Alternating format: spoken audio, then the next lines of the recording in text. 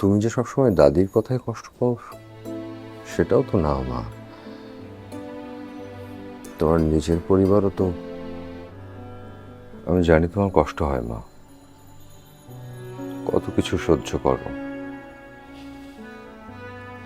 কিন্তু কি করবো বলো? আমি কি কোনো অভিযোগ করেছি? আমি কি সেটা বলেছি মা? তুমি তো দাদিকে নিয়ে আসলে গ্রাম থেকে ঢাকায়। আমি তো বলিনি তোর দাদিকে গ্রামে ফিরে যেতে। আসলে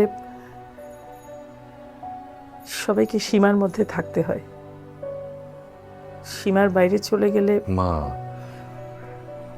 সেই বিয়ের পর থেকে দাদি তোমাকে দেখতে পারে না, এ কথা তুমিও আমাকে বলেছো কতবার। তাহলে তার কথা ধরো কেন, ছেড়ে দাও না কেন? আমি তো ধরি না। আমার কি আর কোনো কাজ নেই যে তার কথা ধরে বসে থাকবো? তাহলে যে মন খারাপ করে কাঁদছিলে, এই যে এখনো কাঁদছো কেন? যা তুই ঘুমোতে যা। মা, আমি জানি বাবা থাকলে সবকিছু অন্যরকম হতো। তোমার ফ্যামিলি, আমাদের ফ্যামিলি, একাই হয়তো সবকিছু একদম ম্যানেজ করে ফেলতো। একটা সংসারে বাবা যে কত ইম্পর্টেন্ট সেটা আমি বুঝি মা। আবার তুমি যে সবসময় দাদির কথায় কষ্ট পাও সেটাও তো না মা। তোমার নিজের পরিবারও তো।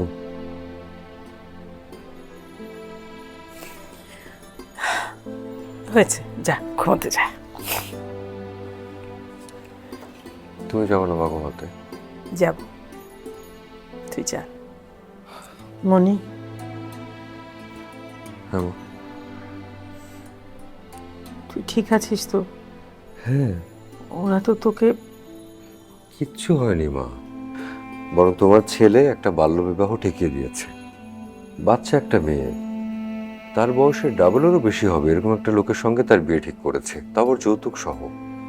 সেটা থামানো গেছে মা, পুলিশ গেছে, ওদের ধরেছে, এবার টের পাবে।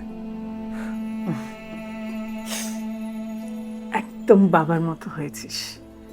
আমি বাবা এবং মা দুজনের মতোই হয়েছি মা। ওঠো, চলো ঘুমাতে যা, আসো। তুই যা, আমি আসছি। আসো মা, ঘুমাবা।